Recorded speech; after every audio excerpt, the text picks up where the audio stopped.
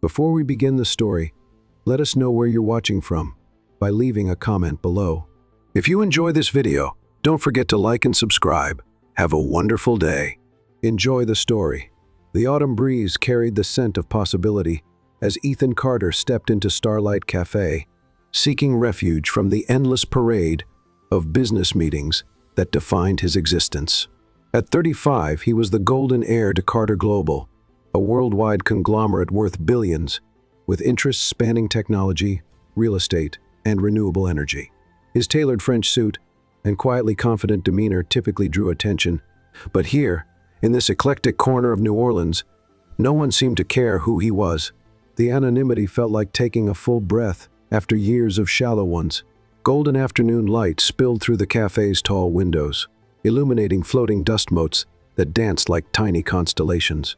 Ethan chose a corner table beneath a local artist's vibrant painting of the French Quarter at dusk. The cafe hummed with the gentle symphony of conversation and the rhythmic clinking of ceramic cups against saucers. Students hunched over laptops, artists sketched in worn notebooks, and writers typed furiously on keyboards, all existing in their own worlds, yet somehow connected in this warm, creative space that felt worlds away from his boardrooms and investment meetings. As he sipped his black coffee, letting the rich, bitter taste ground him in the present moment, Ethan's attention was drawn to a flurry of movement near the counter. That's when he first saw her, Lila Morgan, balancing 3 ceramic mugs in one hand while sketching with the other. Her dark skin glowed under the cafe's warm lights, catching amber highlights that matched the pendant hanging at her throat. Her tightly coiled curls were pulled back with a colorful scarf that matched the splatters of paint on her well-worn overalls. She moved with a natural grace that reminded him of dancers, laughing with customers as she served them, her smile transforming her already beautiful face into something luminous, a beacon of authenticity in a world where Ethan encountered so little of it. When a distracted customer bumped her arm, sending her sketchbook tumbling to Ethan's feet, their eyes met for the first time. Her eyes were a deep brown with flecks of amber that caught the light, and they widened slightly in surprise at their sudden connection.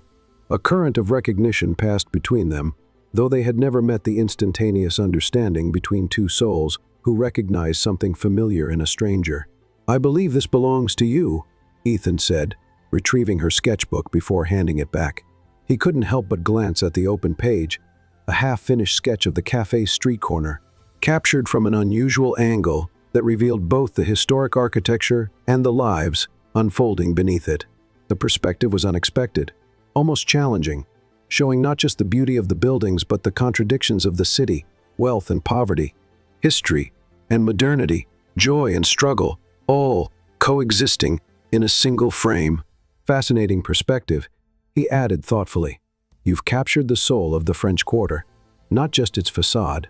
Lila looked at him suspiciously, then laughed, a rich, melodic sound that seemed to vibrate through him like a perfectly struck chord. "That's either the most pretentious line I've ever heard, or you actually know something about art." Ethan smiled, feeling strangely seen in a way he rarely experienced in his carefully curated world. "Harvard, art history, before my father reminded me that billionaire sons don't become gallery curators," he admitted, surprising himself with his honesty. He rarely revealed personal disappointments to anyone, let alone strangers. Lila studied him, really looked at him, in a way few people ever had, not as Ethan Carter, heir to a fortune whose value fluctuated daily on the stock market, but as a man with dreams and disappointments and a heart capable of appreciating beauty.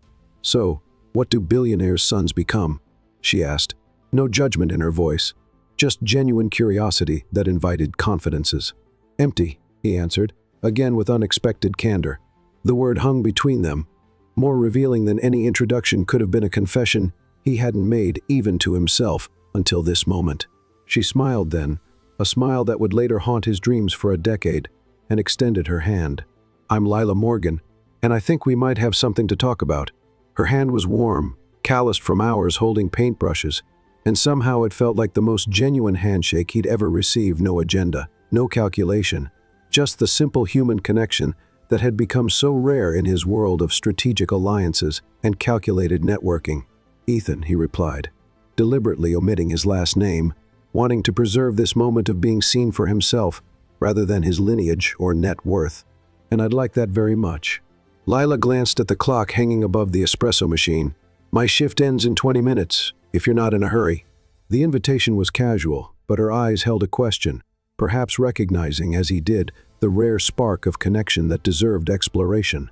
I'll be here, Ethan assured her, feeling as though something significant had just shifted in his carefully ordered universe. He watched as she returned to work, moving between tables with an ease that suggested complete comfort in her own skin, a quality Ethan, despite all his advantages, had never fully achieved. When she returned, apron gone and a worn leather portfolio tucked under her arm, Ethan discovered that Lila Morgan was unlike anyone he'd ever met. Born to a high school music teacher father and a mother who ran a community art program after immigrating from Nigeria, she had grown up surrounded by creativity, but also practical values.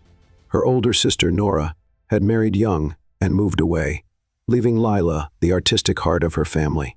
At 28, she was completing her MFA at Loyola on a partial scholarship, working at the cafe to cover the rest of her expenses, and volunteering, teaching art to children in underserved neighborhoods.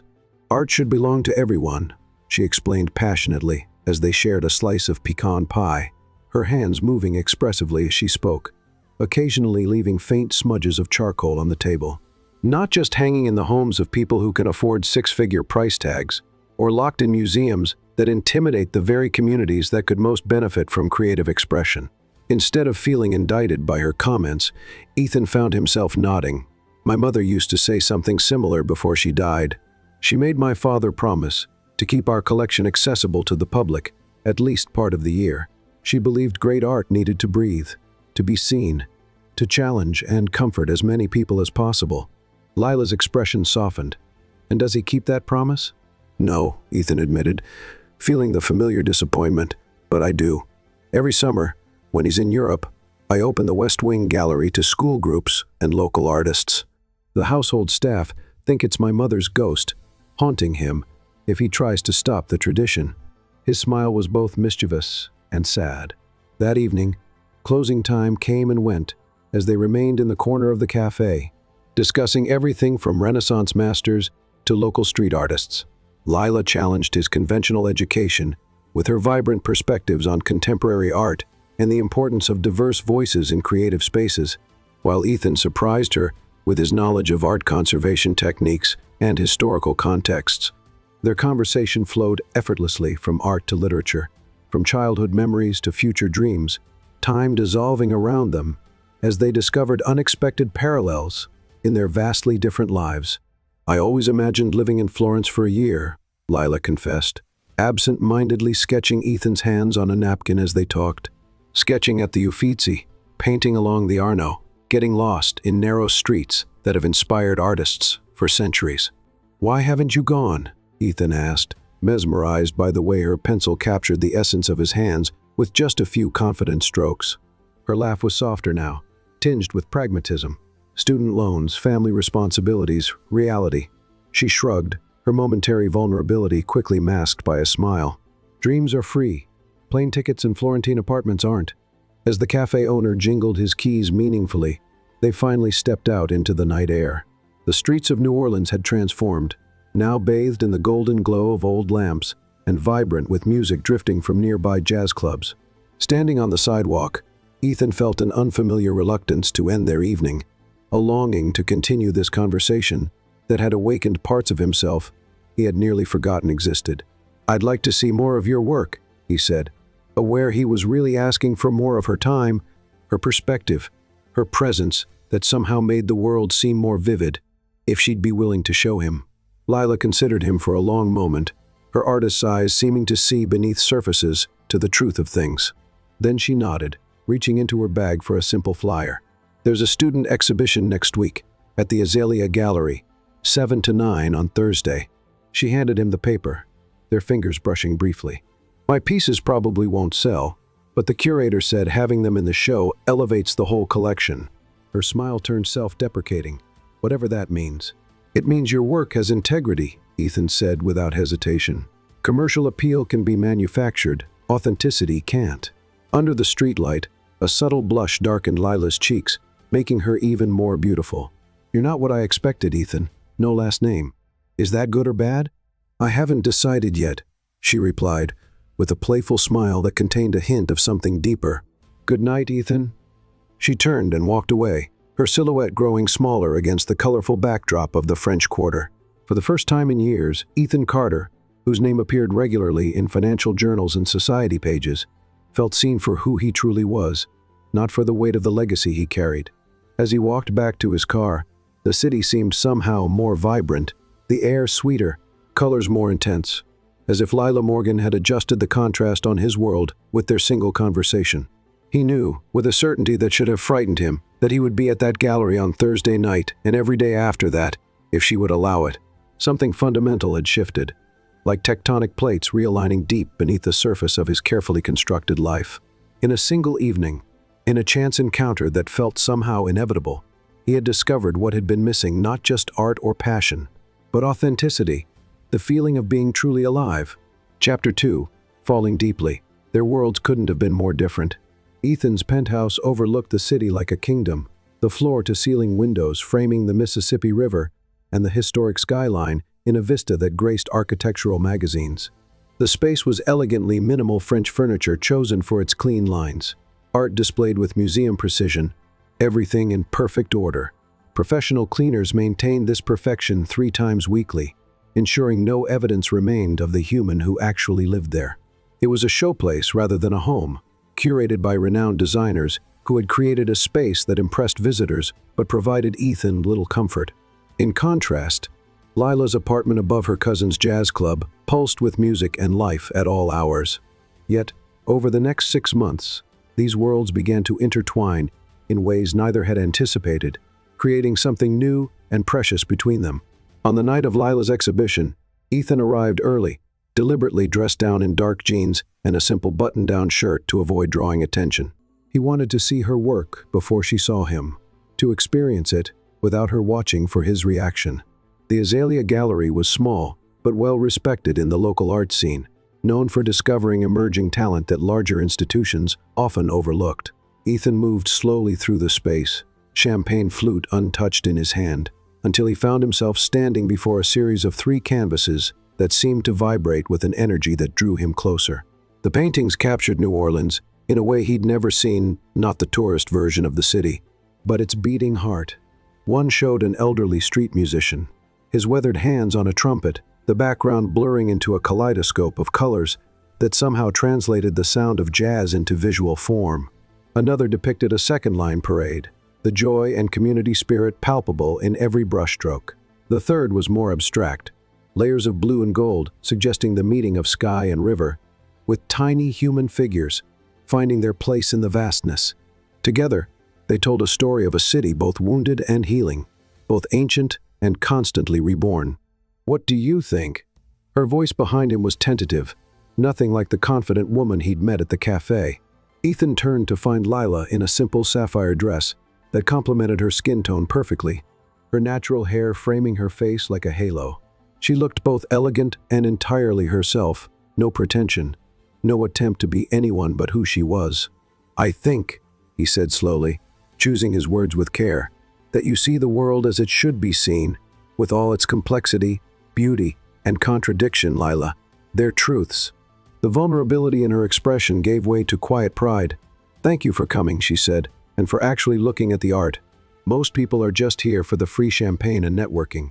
As the evening progressed, Ethan stood back, watching Lila interact with gallery patrons and fellow artists. He noted how she genuinely listened to feedback, defending her artistic choices without arrogance when challenged by a particularly pretentious critic, her passion evident in every gesture. When a wealthy collector expressed interest in her second-line painting, Ethan resisted the urge to buy all 3 canvases himself. She deserved recognition on her own merit, not through his intervention. Later, as the event wound down, Lila found him again, her eyes bright with the success of the evening. "Some of us are going to Marigny's for a late dinner. Would you like to join?" The invitation was casual, but her eyes held a question. Was this just a one-time connection, or the beginning of something more? Ethan smiled, feeling lighter than he had in years. "I'd like that very much." That night marked the beginning of their journey together. Over steaming plates of jambalaya and shared bottles of wine, Ethan was introduced to Lila's circle fellow artists, musicians, writers, and community activists. who initially regarded him with suspicion, but gradually accepted him as they realized he was genuinely interested in their work and ideas, not just in Lila. In the months that followed, Ethan discovered the New Orleans that existed beyond tourist attractions and business meetings. The corner restaurants where chefs knew Lila by name and added extra spice to her jambalaya. The hidden jazz clubs, where musicians invited her to paint backstage during their sets. The community gardens, where she volunteered, teaching art to children who called her Miss Lila with adoration. He learned the geography of a city he had lived in for years but never truly seen, mapped by the places that held meaning for her. In turn, Ethan began to share pieces of himself he'd long kept hidden. On rainy Sundays, they explored his private art collection, where Lila would challenge his conventional tastes with passionate arguments for emerging artists who broke boundaries of form and concept. "Art isn't meant to match your furniture," she'd tease, dragging him to underground exhibitions in converted warehouses where his French loafers stood out among combat boots and sneakers. At one such event, when a tattooed gallery owner with vivid green hair mistook Ethan for Lila's corporate boyfriend slumming it in the art world, she defended him fiercely. "Ethan understands artistic integrity better than half the people here," she'd stated. Loud enough for others to hear. "He just happens to wear better shoes." That night, walking along the moonlit river, Ethan confessed, "No one's ever stood up for me like that before." Lila stopped, looking genuinely surprised. "Really? But you're rich, connected, Carter Global's heir." His smile was sad. "People stand up to impress me, not for me." "There's a difference." Lila took his hand, her fingers intertwining with his. "Then they don't see you at all." This became the foundation of their connection, the gift of being truly seen and accepted. Gradually, the barriers between their worlds dissolved.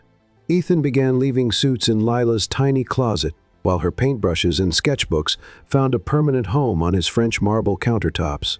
They developed rituals, Saturday mornings at the farmer's market, where Ethan learned to haggle under Lila's laughing guidance, Sunday brunches with Lila's boisterous family, where he was taught to play spades, badly, quiet evenings, where she sketched while he read aloud from novels they both loved.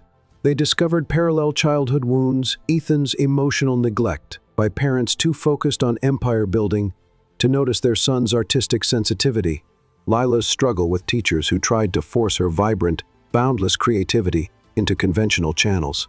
They healed each other in small ways neither had realized they needed, creating a sanctuary in their connection where both could be fully themselves.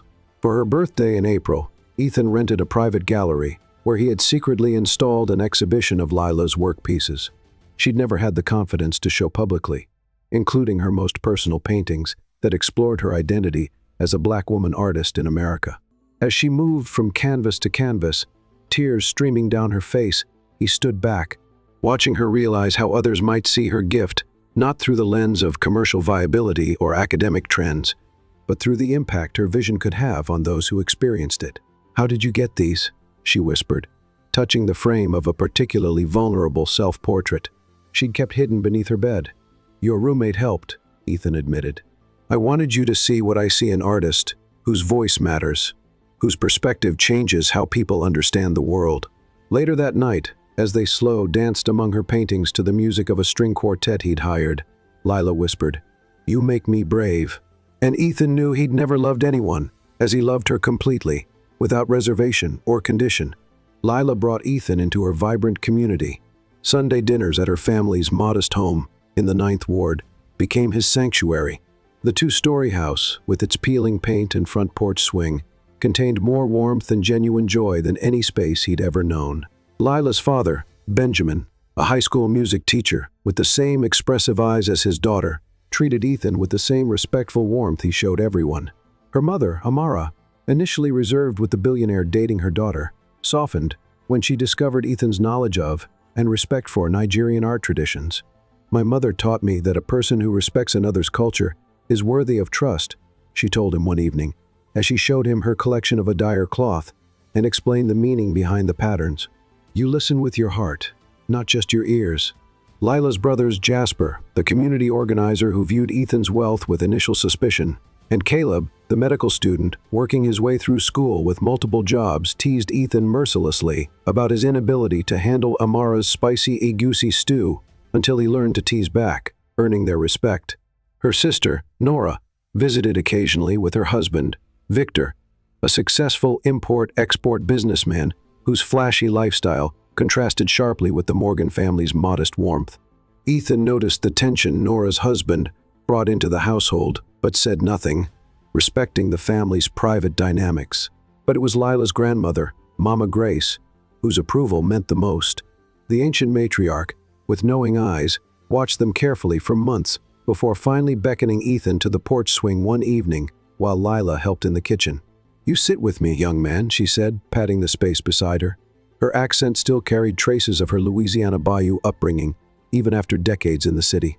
"These old eyes haven't had enough of you yet." Ethan sat, respectful and slightly nervous. Mama Grace had lived through segregation, had marched for civil rights, had raised 3 children as a widow, and had the quiet dignity of someone who had fought battles most could never imagine. Her approval wasn't given lightly, and Ethan felt its importance. "You love my Lila," she stated simply, not a question. "Yes, ma'am, more than I knew was possible." The honesty came easily with her. Mama Grace nodded, her gaze moving to the street where neighborhood children played. "Not everyone will understand, you know that." "Yes," Ethan nodded. He'd already experienced the sideways glances, the assumptions made about their relationship, the veiled comments from business associates, the more direct ones from Lila's extended family. The world had opinions about love that crossed lines of race and class. "The world has opinions about love that crosses the lines they've drawn," she continued, echoing his thoughts with uncanny accuracy. "You both will need to be stronger for it." "We will be," Ethan said with quiet certainty. Mama Grace studied him, her eyes missing nothing. "You two are old souls finding each other again," she said finally, her weathered hand patting his. "I've seen how you look at my grandbaby, not like she's a treasure to possess, but like she's the son you've been turning toward your whole life." Ethan swallowed hard, moved by her perception. "I never knew it could feel like this." "That's because real love isn't what they sell us in those fancy movies," Mama Grace nodded. "Love isn't about grand gestures, son. It's about choosing each other in 1,000 small ways every day." She fixed him with a penetrating gaze. "Will you choose her, even when it's hard?" "Every time," Ethan promised, not knowing then how severely that promise would be tested. The following week, Ethan took Lila to meet his father, William Carter, at the family's uptown mansion. The evening was every bit as difficult as Ethan had feared. William was coldly polite, asking pointed questions about Lila's family and career prospects while making it clear he viewed her artistic pursuits as a hobby rather than a profession. Throughout dinner in the formal dining room that had hosted governors and CEOs, he made subtle references to Ethan's previous girlfriends, all daughters of business associates or political allies, all chosen for their social connections rather than compatibility with his son. "And what are your intentions with my son?" William finally asked over dessert, his tone suggesting no answer would be satisfactory. Before Ethan could intervene, Lila set down her fork, met William's gaze directly, and replied, "To love him for who he is, not for what he owns or represents. To support his dreams, even the ones you dismissed. To create a life with him built on mutual respect and understanding." She paused. "But if you're asking if I plan to take advantage of his wealth or status, Mr. Carter, the answer is no. I was raised to stand on my own feet." The silence that followed was broken by Ethan reaching for Lila's hand. "And that's exactly why I love her, father." Later, as they drove back to Lila's apartment, Ethan apologized for his father's behavior. "Don't," Lila said softly. "We both knew it wouldn't be easy, but we're worth fighting for, aren't we?" Ethan pulled the car over, turned to her in the glow of streetlights, and kissed her with all the love and certainty he felt. "You're the best fight I'll ever have," he whispered against her lips. By their first anniversary, they had become a team, navigating both worlds, attending black-tie charity events where Ethan proudly introduced Lila as an artist, not just his girlfriend, and camping out on the floor of a converted warehouse when one of Lila's sculptures was featured in a midnight show on the city's outskirts. They learned each other's languages, defended each other's dreams, and built a love grounded in mutual respect and genuine understanding. When Ethan was offered the chance to oversee Carter Global's expansion into renewable energy, requiring months of travel, Lila encouraged him, despite the separation it would mean. Your passion for ethical business practices needs to be in that boardroom, she insisted. Go change your father's company from the inside. And when Lila was invited to contribute to a major exhibition exploring contemporary Black artists' perspectives, Ethan rearranged international meetings to be there on opening night, standing proudly as critics praised her unflinching examination of identity and belonging. In quiet moments, they began to speak of the future of building a life that honored both their paths, of children who would inherit Lila's creativity and Ethan's sense of responsibility, of a foundation to support arts education in underserved communities. Their love had become a bridge between worlds, stronger for the differences it spanned. As their second anniversary approached, Ethan knew with bone-deep certainty that Lila Morgan was his future. The question wasn't if he would ask her to marry him, but how to propose in a way that honored the unique, beautiful love they had built together, a love that had transformed them both. Chapter 3. The proposal. After 2 years together, Ethan knew Lila was his forever. The realization didn't come as a lightning bolt, but as a quiet certainty, like dawn breaking slowly over the horizon. She had transformed his life from a carefully constructed facade into something authentic and vibrant. In her presence, he was not the Carter heir, but simply Ethan, a man with dreams and vulnerabilities, and a heart capable of profound love. In secret, he picked up paintbrushes again, renting a small studio in the arts district under a false name. His assistant was sworn to secrecy about the blocks of time that disappeared from his schedule, marked only as personal project. For months, he worked there, fingers stained with colors, sometimes working through the night when inspiration seized him. His hands, once skillful only with contracts and handshakes, created 14 paintings that told their love story. Each canvas captured a moment that had defined them. Their first meeting at the cafe, Lila laughing as rain soaked them during an impromptu dance on her rooftop. The weekend they got lost in the bayou and found a hidden chapel. The night she held him as he grieved after a heated argument with his father. Ethan poured everything into these paintings, not just memories, but emotions. His untrained technique made powerful by raw honesty. The process reconnected him with the artistic passion he had abandoned years ago, and he found himself remembering his mother's words, "Art is how we make visible the invisible things that matter most." Through his clumsy but heartfelt brushstrokes, he was making visible the love that had changed everything.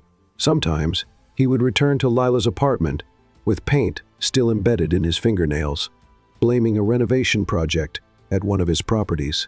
She would look at him curiously, sometimes running her fingers over his paint-stained hands with a knowing smile, but never pressed, respecting his privacy just as he respected hers. What Lila didn't know was that Ethan had also visited her father, asking not for permission, for Lila would have hated that outdated tradition, but for blessing. They'd met at Benjamin Morgan's favorite club, a hole-in-the-wall place where the music was authentic and the drinks strong. Over bourbon neat, Ethan had explained his intentions. "She's her own woman," Benjamin had said, eyes crinkling with warmth. "Has been since she was 5 years old and told her kindergarten teacher that the sky didn't have to be blue in her paintings. But if you're asking if I think you're worthy of her." He paused, studying Ethan with the same penetrating gaze Lila had inherited. "I think you might be the one person who truly sees her, and that's all any father wants for his daughter."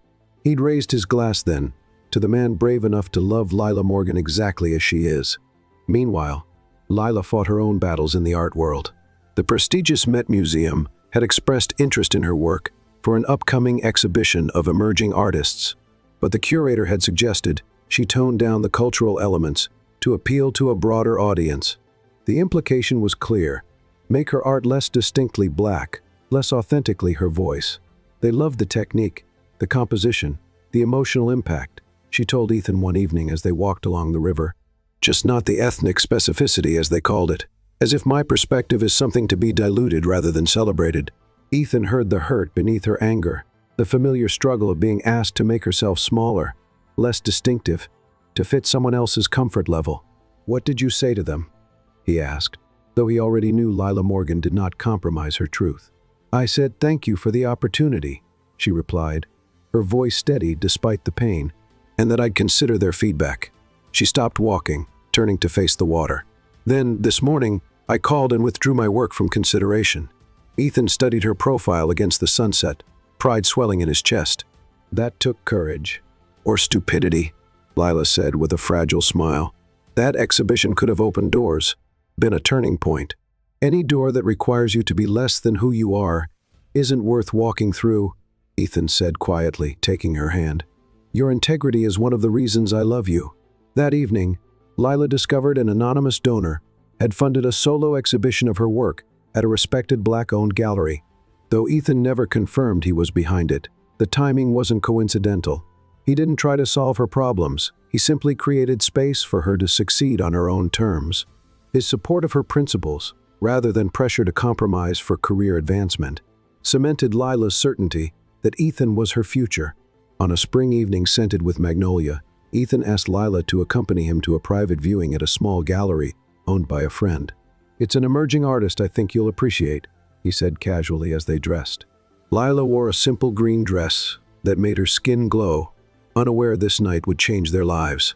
When they arrived at the gallery, Ethan led a confused Lila to the entrance, where his friend waited with a silk scarf.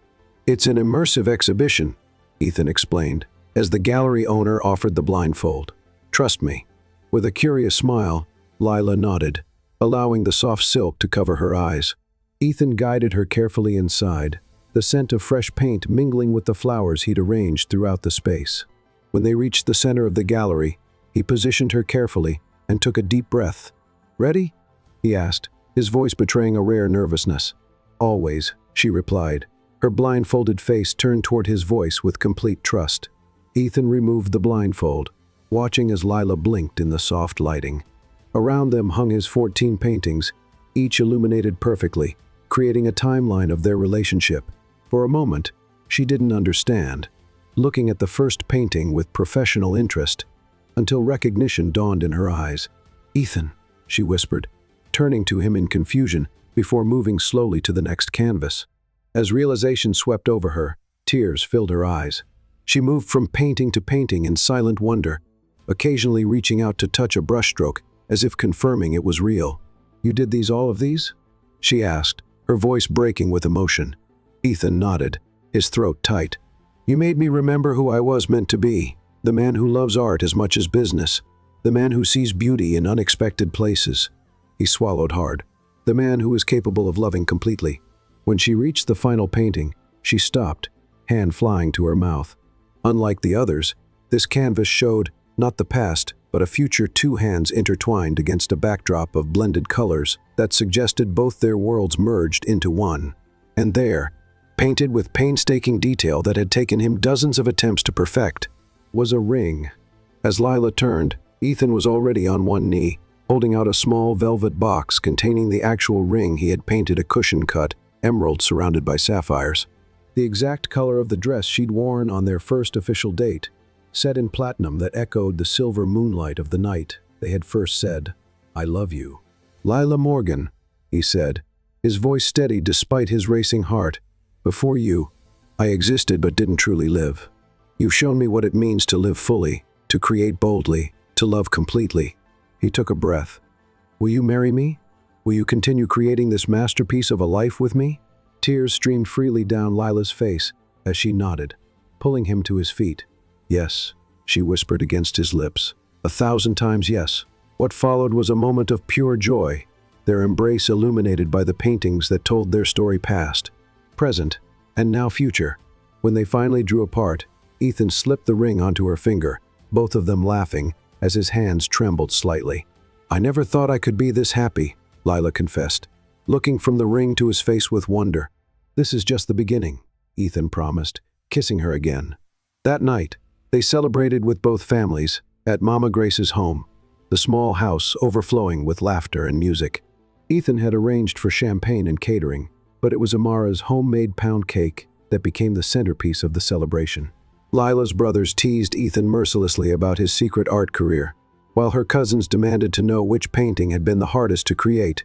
The proposal, Ethan admitted, arms securely around Lila's waist. I wanted it to be perfect. Nothing's perfect, Lila's father said, raising his glass in a toast, except perhaps finding someone who sees you clearly and loves you completely. Even Ethan's father attended, bringing an expensive bottle of champagne and a reluctant acceptance that his son had chosen his own path to happiness. When William Carter awkwardly kissed Lila's cheek and whispered, "He's a better man with you," she knew it was the closest thing to approval they would receive. Among the guests was Nora, watching her sister's happiness with a strange, distant expression that Lila later confided troubled her. "She and Victor have been fighting," she told Ethan. "I'm worried about her." As fireflies danced in the garden and music played inside, Ethan and Lila slipped away to the porch swing, seeking a moment of quiet under the Louisiana stars. They spoke of dreams and plans, their fingers intertwined, just like in Ethan's painting. "I want a wedding that honors both our worlds," Ethan said, brushing a kiss against her temple. "Something elegant but not pretentious. Something that feels like us." Lila nestled against him, her engagement ring catching the starlight. "I already know where Street Augustine's church. My parents married there, and Mama Grace says it's where souls find their true paths." She smiled. "Plus, the light through those stained glass windows will be incredible in photographs." Ethan laughed softly. "Always the artist, even when planning our wedding." He kissed her forehead. "Street Augustine's it is, and I promise, when I see you walking down that aisle, it will be the beginning of our greatest adventure." Neither could have imagined then how their path would twist, or that the church would stand empty on their wedding day, or that a decade would pass before they found each other again. In that moment, wrapped in each other's arms on a creaking porch swing, their future seemed as bright and clear as the emerald on Lila's finger, a promise of forever that nothing could break. In the months that followed, their lives became a whirlwind of wedding preparations. They chose a date in September, when the Louisiana heat would begin to soften and the light would be perfect for the photographs Lila envisioned. Together, they created invitations that combined Ethan's preference for elegant simplicity with Lila's artistic flair, handmade paper embedded with wildflower seeds that guests could plant. After the wedding, a symbol of the new life they were beginning together, Lila designed her own dress with the help of a local seamstress, incorporating elements from her mother's Nigerian heritage alongside contemporary lines. Ethan found himself unexpectedly invested in the details, not the expensive trappings. His father suggested were necessary for a Carter wedding, but the meaningful touches that would make the day uniquely theirs. "I never thought I'd care about wedding cake flavors," he admitted one evening as they tasted samples in Lila's kitchen. Icing smudged on his chin. "You care because it matters to us, not to impress anyone else," Lila said, smiling as she wiped away the icing. "That's the difference." As their wedding day approached, they moved through moments both mundane and profound with the certainty of two people who had found their home in each other. They registered for art books instead of fine china, planned a honeymoon that combined Ethan's love of historic architecture with Lila's desire to paint in new locations, discussed the house they would build together somewhere between his world and hers, with studio space filled with light and gardens where future children could play. A week before the wedding, Ethan surprised Lila with one last gift, the deed to a century-old building in the arts district that they had often admired, now renovated into community studio spaces for artists who couldn't afford their own. The top floor would be Lila's professional studio, "for when you need space to create without tripping over me," he told her, watching as she explored the light-filled rooms with wonder. "It's perfect," she whispered, "just like everything with you." On their final night as an engaged couple, they dined alone on Lila's balcony, sharing memories and dreams under the stars. As midnight approached, Ethan reluctantly prepared to leave. They had agreed to spend their last unmarried night apart, honoring Mama Grace's insistence on at least one traditional element. At the door, Lila held him close. "One last moment," she said. "Tomorrow, I'll be waiting for you at the altar," she promised, ready to begin forever. Ethan kissed her tenderly. "I'll be the one unable to take my eyes off you," he replied. "I love you, Lila Morgan, tonight, tomorrow, always." They parted with the sweet certainty that the next time they saw each other would be at Street Augustine's church, the moment they had been moving toward since that first conversation at Starlight Cafe. Chapter 4. The Empty Church. The wedding day dawned perfect. September sunlight streaming through stained glass windows, transforming Street Augustine's church into a kaleidoscope of colors. White roses and calla lilies adorned every pew, their subtle fragrance filling the air. A string quartet played softly as guests arrived, Lila's large extended family, in vibrant traditional fabrics, alongside Ethan's business associates, in designer suits, a visual representation of their bridged worlds. Ethan stood at the altar, heart racing beneath his tailored tuxedo. His best man, a childhood friend who had watched him transform under Lila's love, gave his shoulder a reassuring squeeze.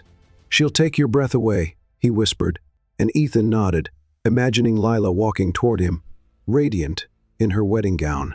The church's soaring ceilings and ancient stone walls seemed to hum with anticipation, as if the building itself were a living witness to the love about to be consecrated within it. In the bridal suite, Lila's dress hung ready, an elegant creation of ivory silk with delicate beadwork that honored her mother's Nigerian heritage. Her bridesmaids, including her older sister Nora, had helped with her makeup and arranged her hair with tiny white flowers. Everything was perfect. Lila glowed with happiness, occasionally touching her engagement ring as if to reassure herself this wasn't a dream. Nora had been unusually quiet all morning, checking her phone frequently, but Lila was too excited to notice anything amiss. "Almost time," her father said, appearing at the door in his first ever tuxedo, his eyes suspiciously bright. "You look like an angel, baby girl." Lila embraced him, careful not to smudge her makeup. "I've never been happier, Daddy." As Benjamin Morgan stepped out to give his daughter a final moment of peace before the ceremony, Lila stood before the antique mirror, taking in her reflection. She barely recognized herself, not because of the elegant dress or carefully applied makeup, but because of the profound joy radiating from within.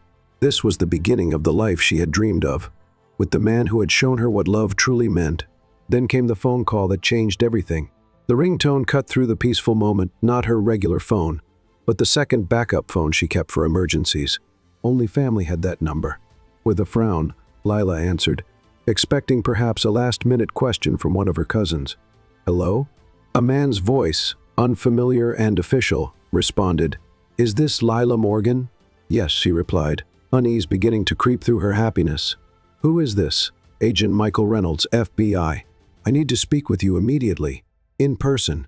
It's a matter of life and death." Lila's first thought was that this must be a mistake, or perhaps one of Ethan's friends playing an ill-timed prank. "I'm getting married in 30 minutes. Whatever this is, it concerns your fiancé, Ethan Carter," the voice interrupted, "and your sister's husband, Victor. If you want to keep Mr. Carter alive, you need to meet me now, alone."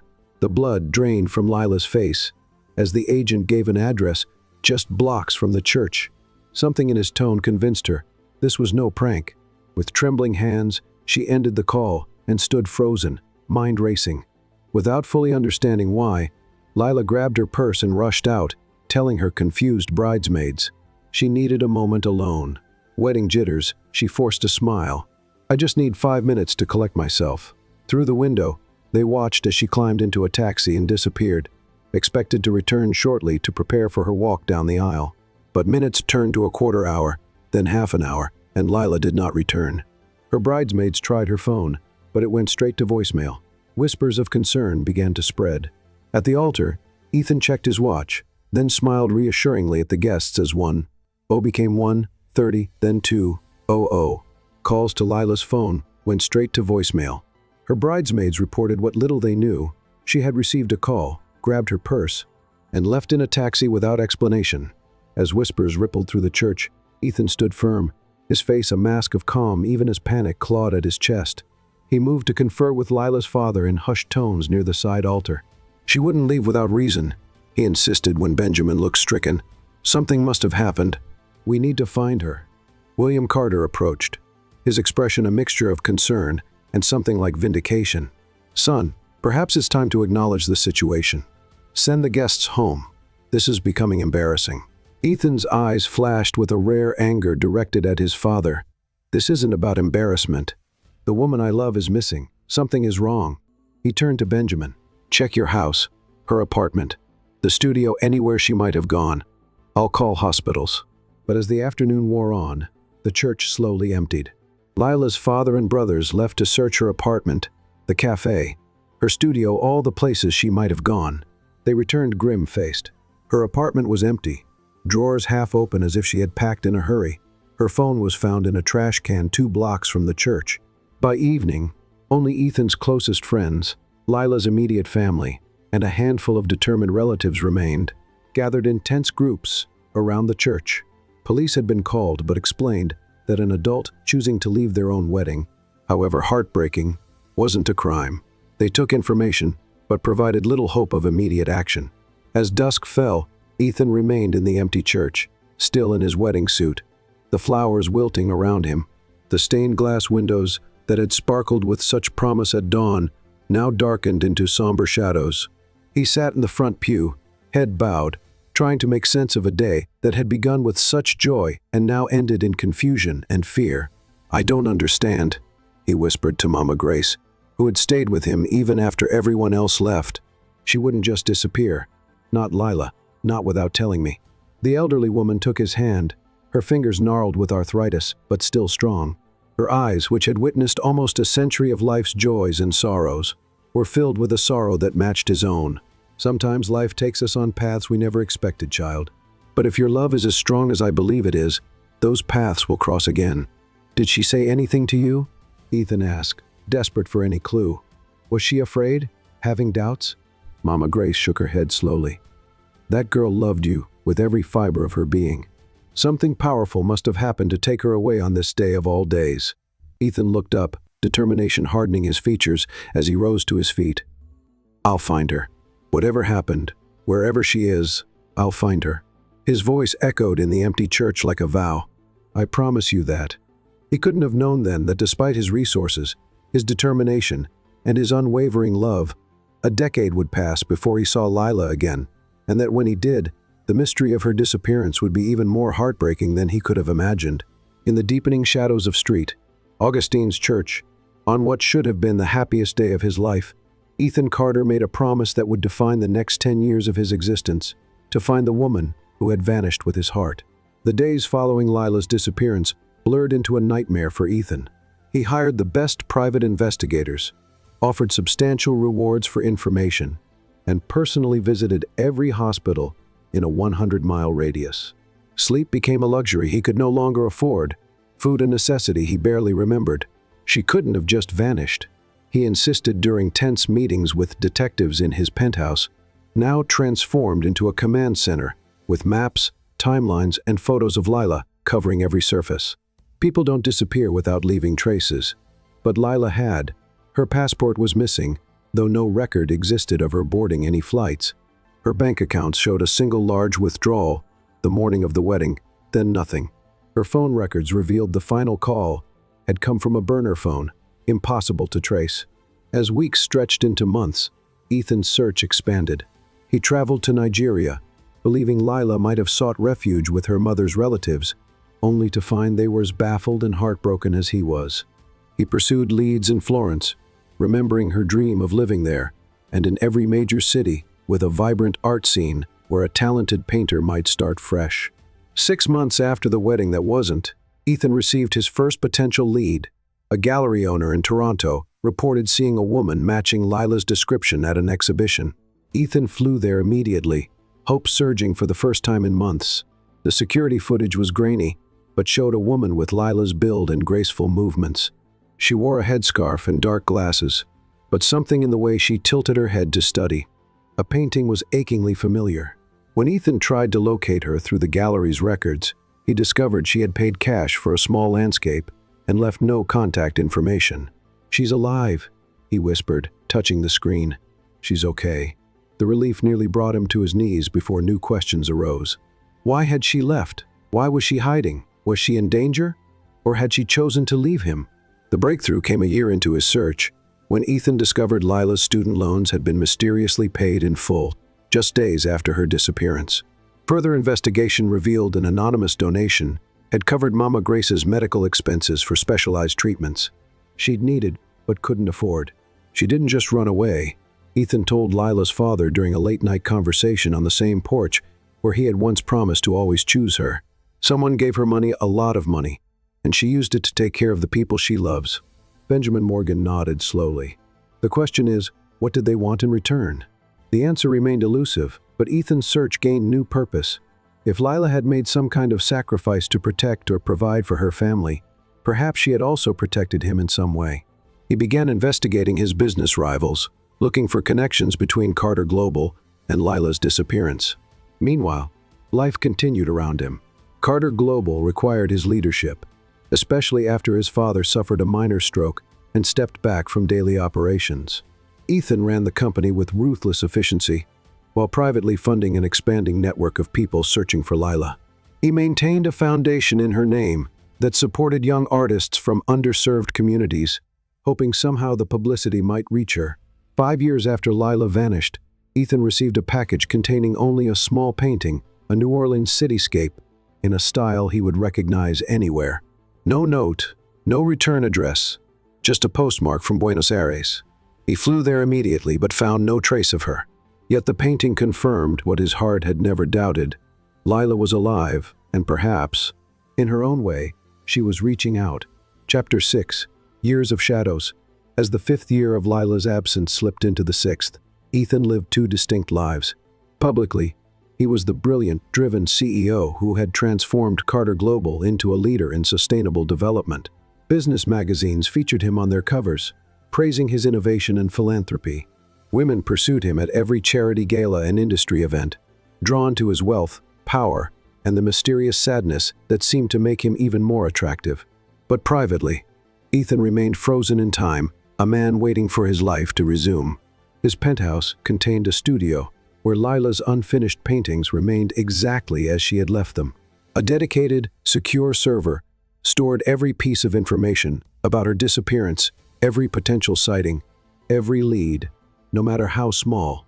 "You need to consider moving forward," his father told him during a rare moment of vulnerability as they shared a drink on William's 70th birthday. Lila made her choice. Ethan shook his head. "You never understood what we had, what we still have." William Carter studied his son over the rim of his glass. "What you had was real. I admit I was wrong about her. But son, holding onto a ghost isn't living." But Ethan couldn't let go, especially after receiving 3 more anonymous paintings over the years, one postmarked from Sao Paulo, another from Bangkok, the third from Cape Town. Each showed a landscape from the respective city, but hidden in each was a small symbol only Ethan would recognize, a constellation he and Lila had identified as theirs on a night spent stargazing in the bayou. These paintings confirmed his suspicion that Lila was constantly moving, staying nowhere long enough to be found. But why? And, more importantly, was she running from something or someone? The question haunted him, driving his search even as it evolved into a more sophisticated network of art world contacts who knew to alert him if they encountered an artist with Lila's distinctive style. 7 years after the wedding day, Ethan discovered that a woman using the name Sophie Dubois had enrolled in a prestigious art program in Tokyo 3 years earlier. The application included a portfolio with works strikingly similar to Lila's. By the time Ethan arrived in Japan, Sophie had completed the program and left, but a professor remembered her clearly. "Extraordinary talent," he told Ethan, "but always so cautious. She wore sunglasses even indoors, avoided photographs. When we planned an exhibition of student work, she withdrew hers at the last minute after learning a Western art collector would attend." Each discovery left Ethan more certain that Lila was deliberately avoiding detection, yet periodically took risks to leave him clues. But 8 years into his search, fatigue began to set in, not of looking for her. He would never stop, but of living in suspension, waiting for a resolution that might never come. Evelyn Carter, Ethan's mother and a woman who had always supported his search for Lila, was diagnosed with aggressive cancer. As Ethan sat by her hospital bed, she took his hand and spoke with the directness that had always been her way. "I need to know you'll live. Ethan, really live. Not just exist in this limbo you've created." "I'm fine, Mother," he assured her, but the lie felt hollow even to his own ears. Evelyn's gaze was unwavering. "I never told you this, but I loved someone before your father. When it ended, I thought my world had too." She paused, gathering strength, but life continued. "I found new purpose, new joy, different, but no less real." "What are you asking me to do?" Ethan whispered. "Consider the possibility of a different happiness than the one you planned. Lila would want that for you." Evelyn's words echoed in Ethan's mind in the months following her death.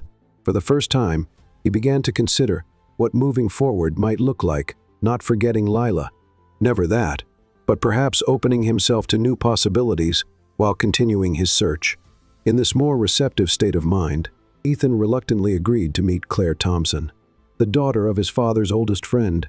William, still grieving Evelyn and worried about his son, had arranged the introduction with uncharacteristic sensitivity. "Just dinner," William said. "She's brilliant, Oxford Law, working with the on human rights cases. Not some socialite looking for your money." To Ethan's surprise, he found Claire easy to talk to. At 37, with a quick mind and dry humor, she had experienced her own loss, a fiancé who died in a humanitarian mission. Perhaps their shared understanding of grief created a foundation for genuine conversation. "I don't date," Ethan told her bluntly over dessert. "There's someone it's complicated." Claire nodded. "The woman who disappeared on your wedding day. I've heard the rumors." At his stiffened expression, she added, "I'm not interested in rumors, Ethan, or in romantic complications. Frankly, my work keeps me traveling most of the year. But when I'm in town, it might be nice to have dinner with someone who doesn't expect me to be over David's death." Their arrangement began simply occasional dinners when Claire was in New Orleans, conversations about everything except their respective losses. Ethan found himself appreciating her sharp intelligence and commitment to justice. She never asked about Lila, and he never offered details, but the space between them held the understanding of two people who carried invisible wounds. After a year of this careful friendship, Ethan's father suffered a major stroke. In the hospital waiting room, Claire appeared with coffee and quiet support, staying through the night as doctors worked to save William Carter. When they finally emerged with cautiously optimistic news, Ethan surprised himself by reaching for her hand. She squeezed back a simple human connection that felt both foreign and necessary. As William recovered slowly, often confusing past and present, he frequently mistook Claire for Evelyn when she visited. "You two should set a date," he told them during one lucid moment. "Life's too short for waiting." Later in the hospital corridor, Ethan apologized for his father's assumption. Claire looked at him thoughtfully. "People make arrangements for all sorts of reasons, Ethan. Some marry for love, some for companionship, some for family expectations." She paused. "I'm not looking for a great passion. I had that, and losing it nearly destroyed me. But I do want a family someday, with someone I respect and trust."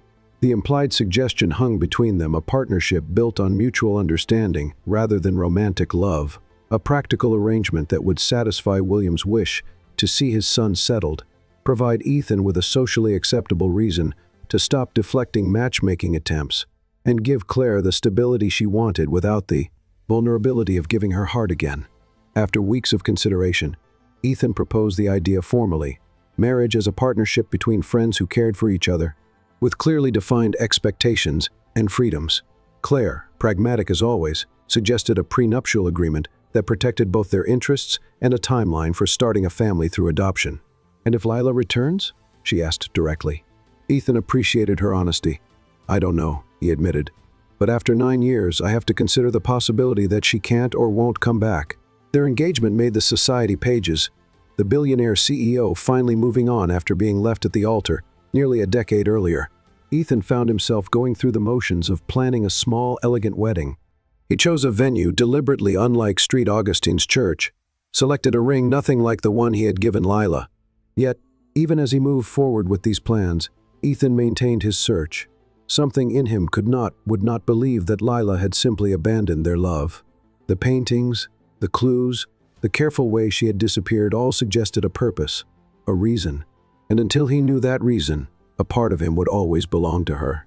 3 weeks before his wedding to Claire, Ethan attended a charity art auction benefiting children affected by conflicts in developing nations.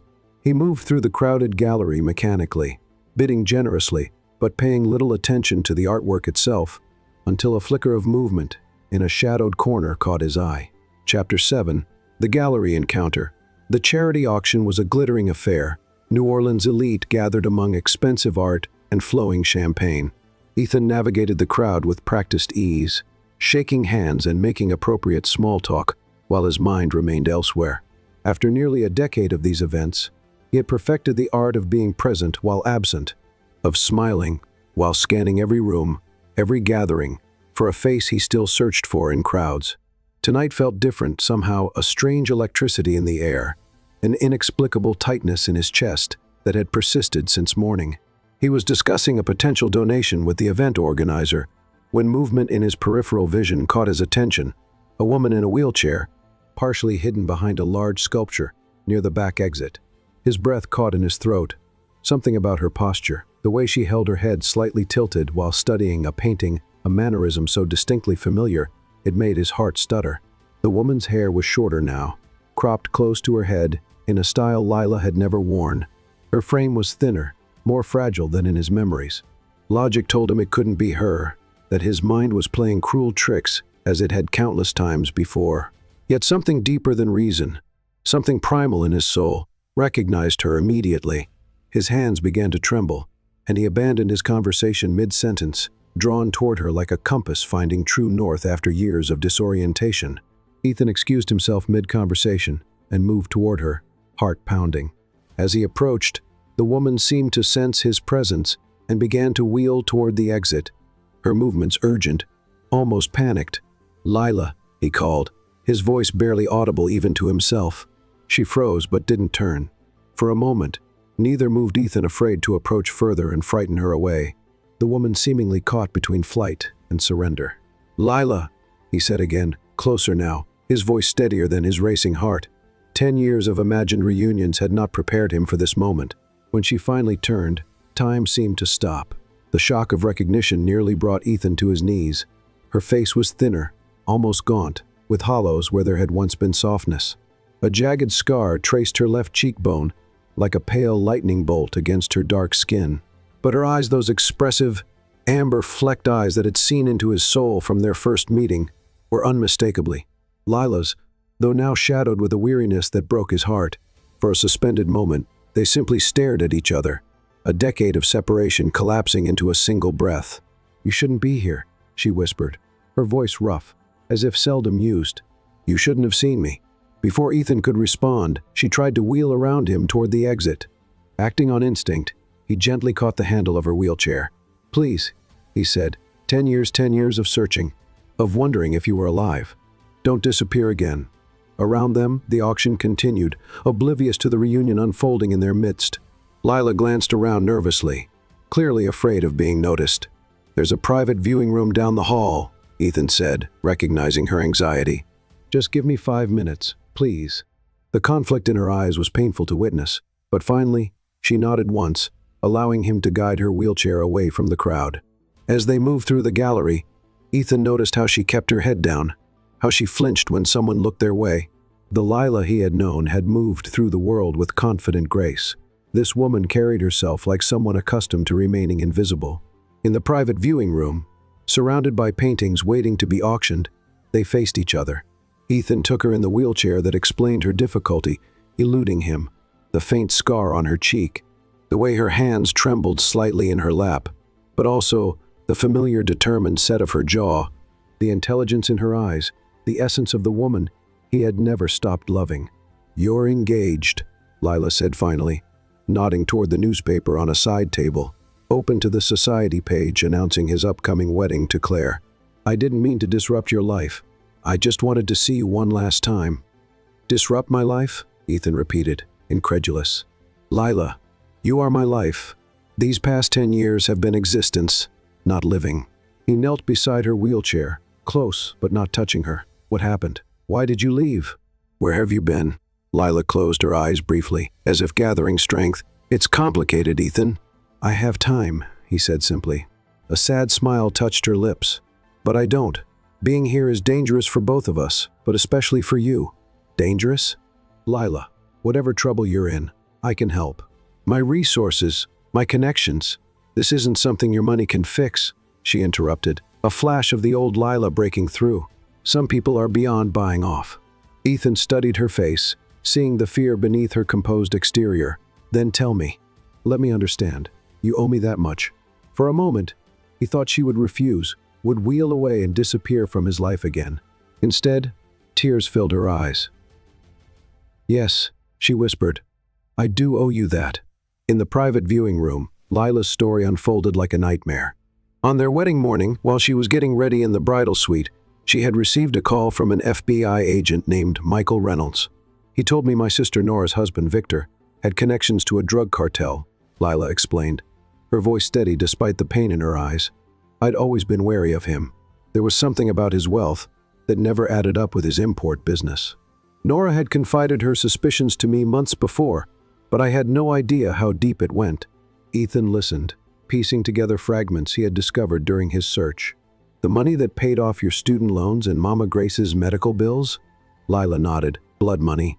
Victor had been laundering cartel funds through art purchases at galleries across the country. But what did this have to do with us, with our wedding? Ethan asked, still not understanding the connection. Lila's hands tightened in her lap. 3 months before our wedding, Carter Global acquired a shipping company that had been the cartel's main transport method for moving product along the Gulf Coast. Your reorganization of the company eliminated their smuggling routes and cost them millions. Understanding dawned on Ethan's face. The Horizon acquisition. But that was just business. I had no idea. Of course you didn't, Lila interrupted. But they didn't care. Agent Reynolds showed me surveillance photos, wiretap transcripts.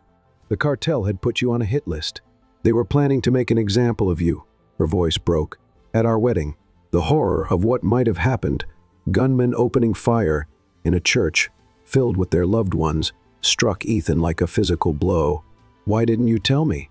We could have postponed, gone to the authorities together.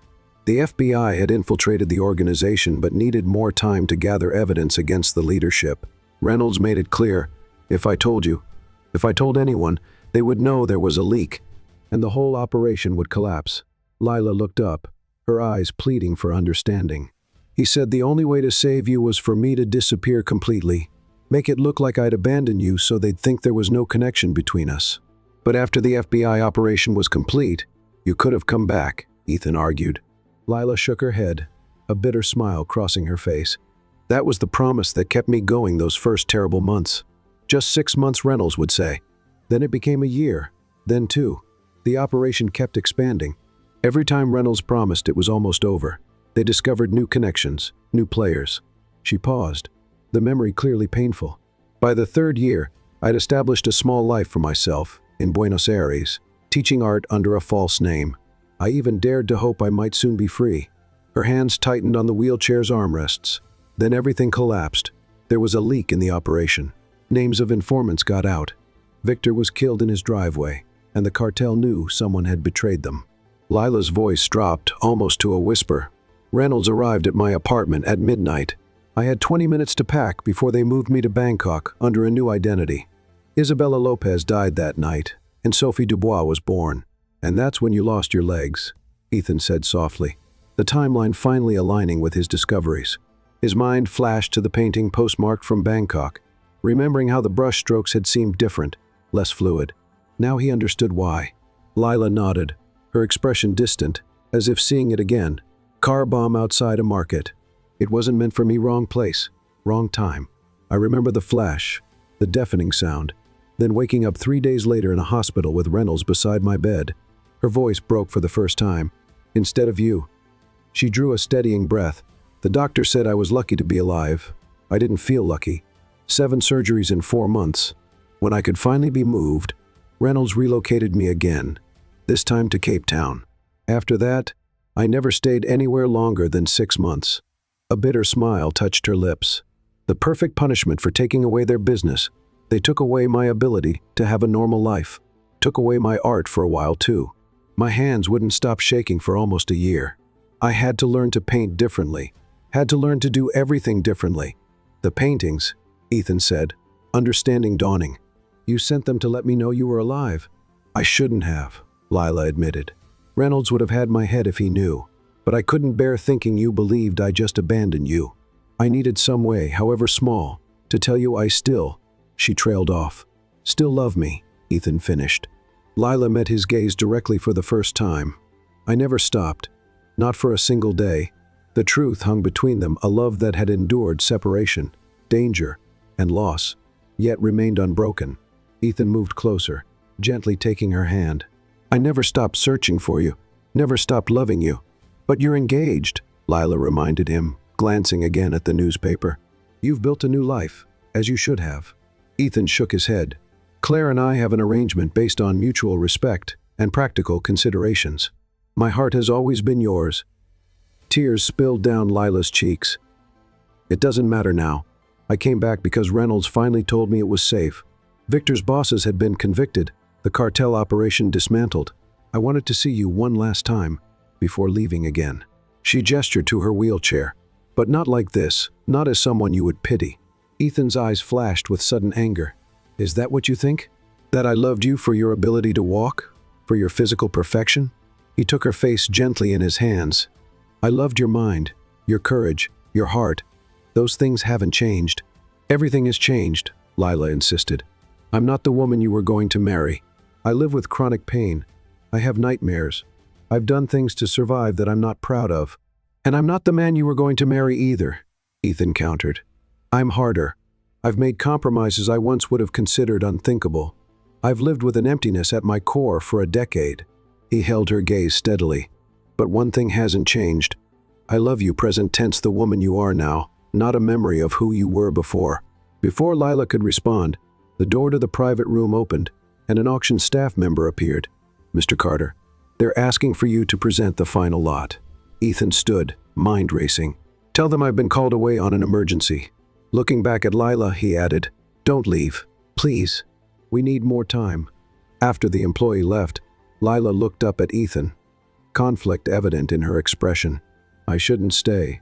It's not fair to you or to your fiancé. Let me worry about what's fair, Ethan said. Just promise you won't disappear again, not until we've had a chance to really talk. After a long moment, Lila nodded. I'm staying at the Marigny Hotel, room 412, tomorrow morning, Ethan promised. We'll figure this out together. As they parted, both knew that nothing would ever be the same again. The truth had finally emerged from a decade of shadows, bringing with it both pain and the first fragile hope that perhaps, despite everything, their story wasn't over. Chapter 9. Unshaken love. Ethan barely slept that night, his mind racing with all that Lila had revealed and all that remained unspoken between them.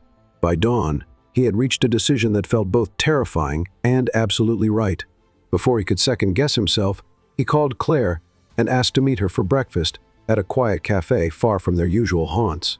Ethan told Claire everything about finding Lila, about the danger she had faced to protect him, about the love that had never died despite a decade of separation.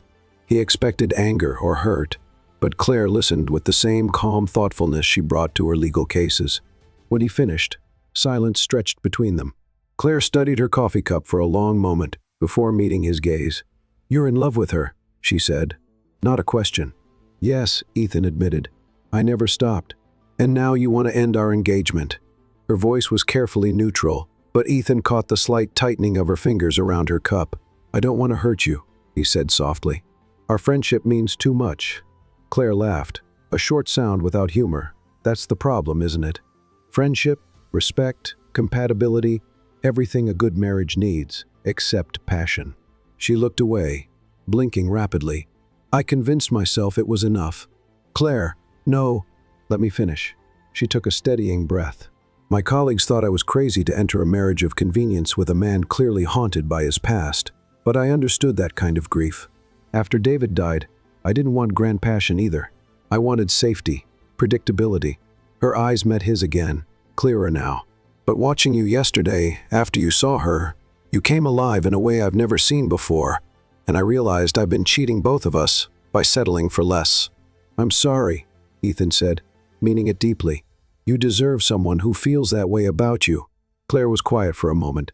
I'm not actually sure I want that anymore. That kind of love, it's terrifying. Look what it's cost both of you. She reached across the table to touch his hand briefly. But I do want more than what we had. They parted with a complexity of emotions: regret, relief, genuine affection, and a touch of grief for what might have been in different circumstances. Ethan promised his continued support for her legal foundation, and Claire wished him happiness with a hard-won sincerity that humbled him. By mid-morning, Ethan stood outside room 412 at the Marigny Hotel, his heart pounding as it had on the day he first proposed to Lila. When she opened the door, surprise flickered across her face, followed by a guarded hope. You came, she said, wheeling back to let him inside. I told you I would. Ethan entered the modest hotel room, noting the packed suitcase on the bed. You were planning to leave, he said. Lila nodded. I thought it would be easier that way, for both of us.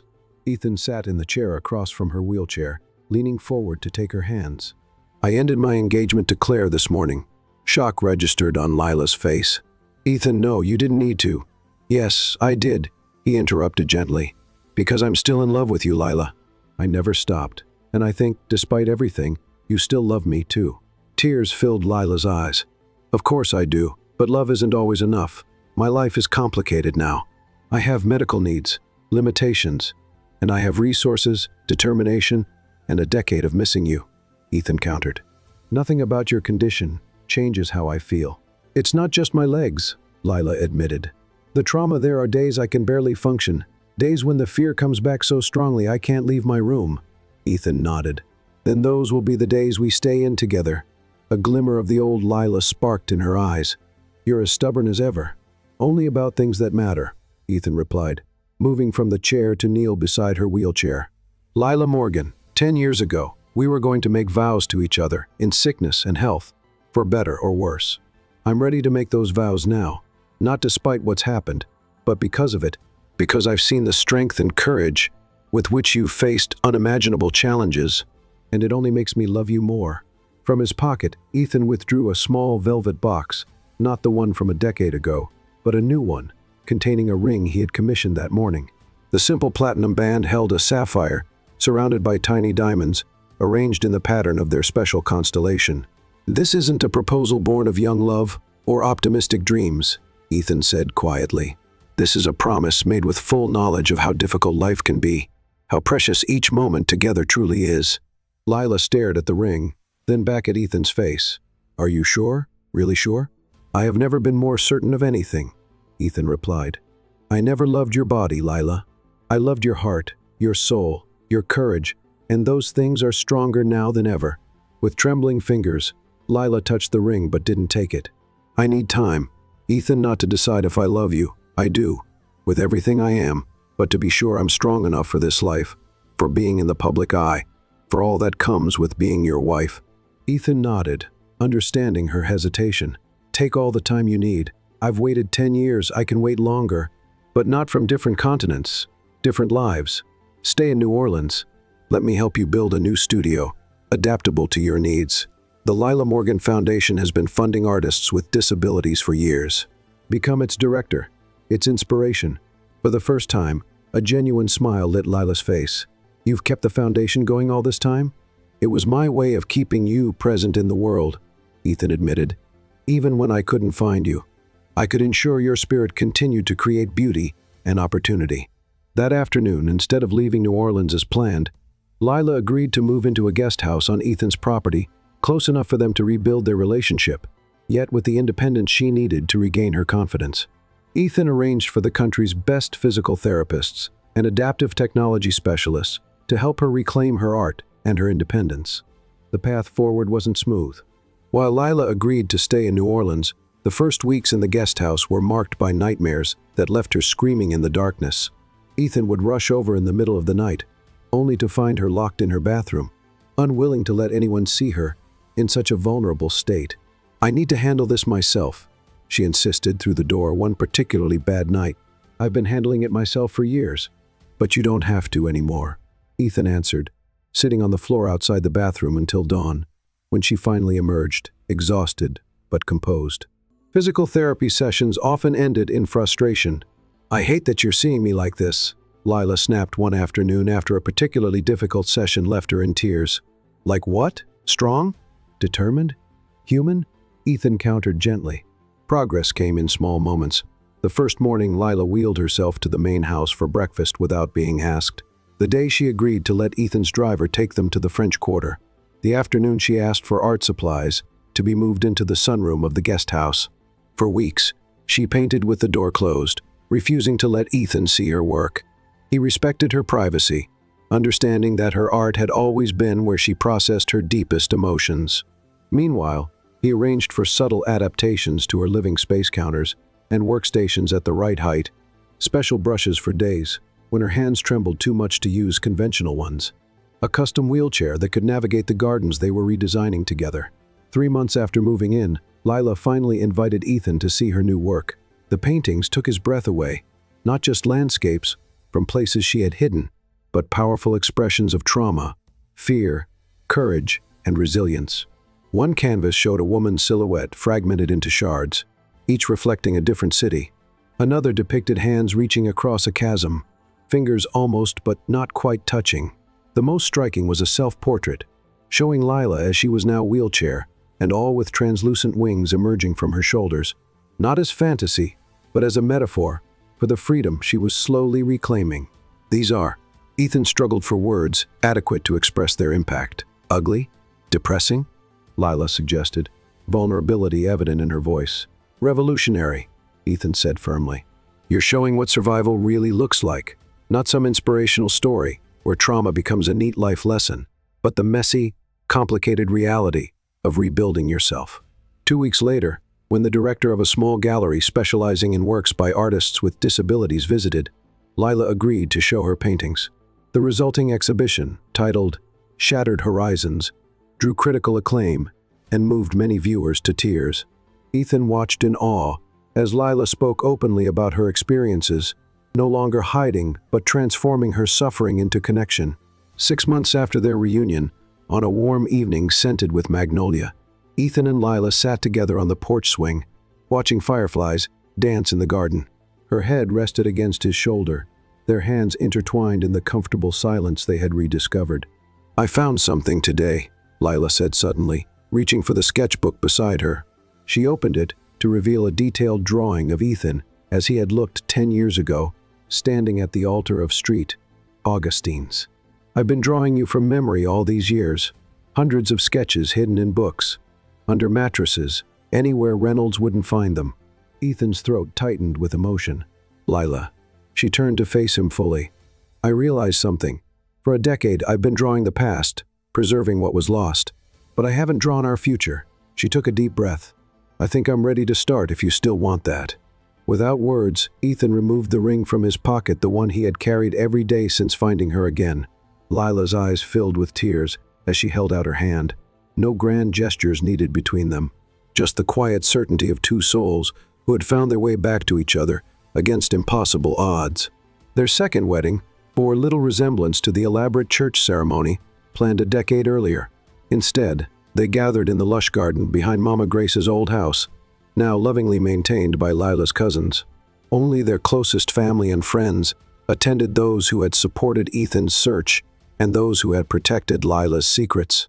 Nora, now widowed and rebuilding her own life, stood as Lila's matron of honor, their relationship healing through shared understanding of loss and redemption. The garden was transformed with fairy lights woven through the trees and fragrant magnolia climbing trellises. Lila had insisted on painting the invitations herself, each one unique, featuring a small element from their journey together. She wore a dress of her own design, collaborating with a designer who specialized in adaptive fashion, a flowing creation of ivory silk that draped elegantly around her wheelchair. The chair itself had been transformed into a work of art, decorated with the same wildflowers that filled the garden and Ribbon's hand, painted with fragments of their love story. Ethan waited beneath an arch of magnolia and roses, his face reflecting a joy so complete it moved even the most stoic guests to tears. As Lila's father wheeled her down the petal-strewn path, Ethan stepped forward to meet them, halfway a symbolic gesture, acknowledging that their journey had always been about meeting each other where they were, not where they thought they should be. Their vows, written together during quiet evenings of reflection, spoke not of perfect love, but of enduring love, not of flawless futures, but of facing whatever came together. I choose you, Lila said, her voice clear and strong, not once in a church a decade ago, but every day since, even when oceans separated us. I choose you now, knowing the fullness of both joy and pain. I choose you for all the days to come. I choose you, Ethan responded, kneeling to be at eye level with her wheelchair, through absence and presence, through searching and finding. I choose your courage, your artist's heart, your warrior's spirit. I choose us, not the dream we once had, but the reality we fought to create. As they exchanged rings, Ethan's a simple platinum band, Lila's the constellation ring she had finally accepted. Agent Reynolds, now retired and invited at Lila's insistence, whispered to the guest beside him, "In 15 years with the Bureau, I've never seen a love strong enough to survive what theirs did." The evening unfolded with food prepared by Lila's mother and music from her father's high school jazz band. There was laughter and dancing, with Ethan occasionally lifting Lila from her wheelchair for brief moments of swaying together under the string lights. But the most poignant moment came when Ethan unveiled his wedding gift, a painting he had created, showing two paths winding separately through darkness before converging in light. "It's not technically very good," he admitted with a self-deprecating smile. "I'm still a better businessman than artist." Lila touched the canvas reverently. "It's perfect because it's true." In the years that followed, Ethan and Lila built a life that honored both their shared past and their hard-won present. They established the Morgan Carter Foundation, providing arts education for disadvantaged youth and support for artists with disabilities. Lila's work gained international recognition, her exhibitions exploring themes of resilience and rebirth, drawing acclaim from critics who had once dismissed her. Ethan continued leading Carter Global, but with a new focus on accessibility initiatives and ethical business practices. Together, they created a home that was both a showcase for art and a sanctuary for healing, a place where Lila's physical therapy equipment stood alongside Ethan's business awards, where adaptive tools shared space with luxury items, where everything reflected their commitment to authentic living. They chose not to have biological children, instead opening their home to foster children with disabilities, providing both love and opportunities many had never imagined possible. Their first foster daughter, a 15-year-old aspiring photographer who had lost a leg to cancer, eventually became the Foundation's youth program director after college. On each anniversary, they upheld two traditions. First, they visited St. Augustine's Church not with sadness for the wedding that never happened there, but with gratitude for the journey that had ultimately brought them together with deeper understanding. Second, Ethan created a new painting of their hands, intertwined, adding to a gallery wall that chronicled their continuing story. And each night, as they prepared for sleep, Lila in her specialized bed, Ethan beside her, they whispered the words that had carried them through a decade apart and would sustain them through whatever challenges still lay ahead. "I choose you, today and always." In their love, they had discovered a truth more powerful than the forces that had tried to separate them, that love is not defined by perfect circumstances, but by perfect commitment, not by ease, but by endurance, not by what is lost, but by what remains unshaken through it all.